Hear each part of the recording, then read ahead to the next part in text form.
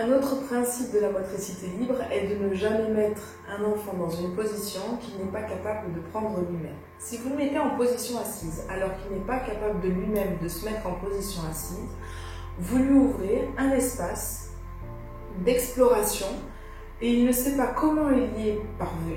Il est parvenu à prendre cette position, mais non seulement, en plus, il ne sait pas comment défaire cette position.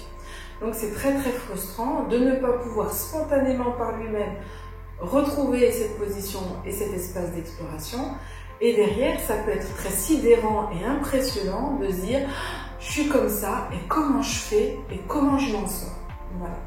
Donc, ce sont des grands principes, on évite, bien évidemment on n'interdit pas, et des fois on fait ce qu'on peut, comme on peut, et il y a des fois il y a des enfants qui vont nécessiter cette position assise pour certaines raisons, comme par exemple les enfants qui présentent un reflux gastro-œsophagien, c'est une situation très fréquente où on met l'enfant très tôt en position semi-assise, voire assise, notamment dans les transats, de longues heures durant.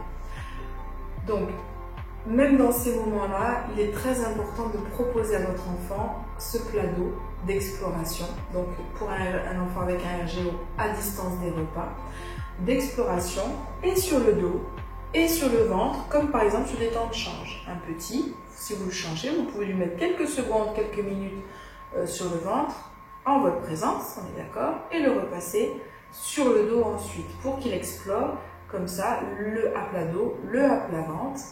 Et surtout en le retournant, comme je disais dans une séance précédente, c'est pas je te retourne et je te retourne, d'accord?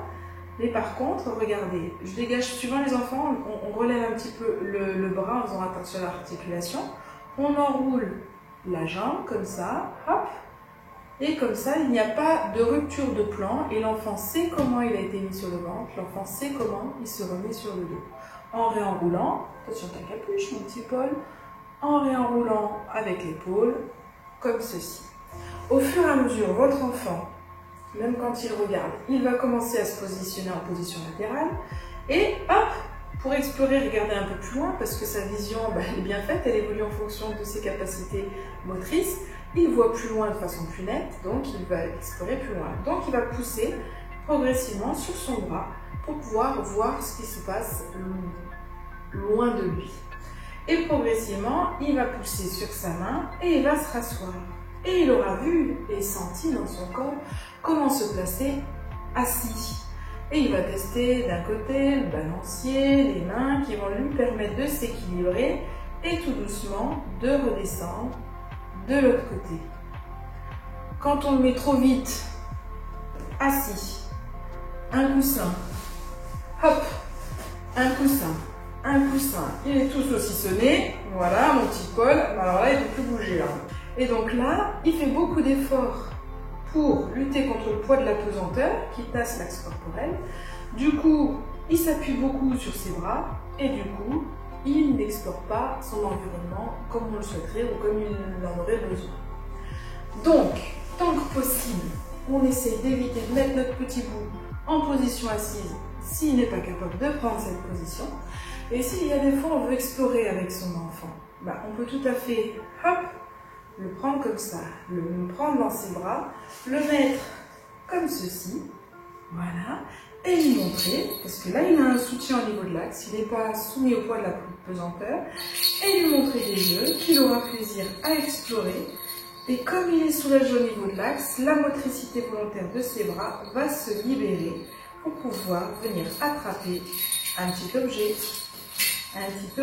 tac tac, que l'on voudra volontairement, facilement attrapable par la main de l'enfant. Elle est petite, on évite des choses, hop, comme celle-ci, je caricature, mais vous l'aurez compris, il y a des fois on a des objets très gros que l'enfant ne peut pas prendre aisément dans la main. Par contre, ça, je te lui présente et puis là, il peut venir l'explorer parce qu'il aime bien au niveau sensoriel. Il peut venir caresser, on peut... Vous entendez? Donc on gratte, on lui montre. Et puis lui, par imitation, il se met à faire la même chose. Mais là, comme ça, il explore. Et puis on peut l'accompagner de bercement, de gauche à droite, tout en chantant des petites comptines, par exemple, ou en regardant des petits livres. Hop.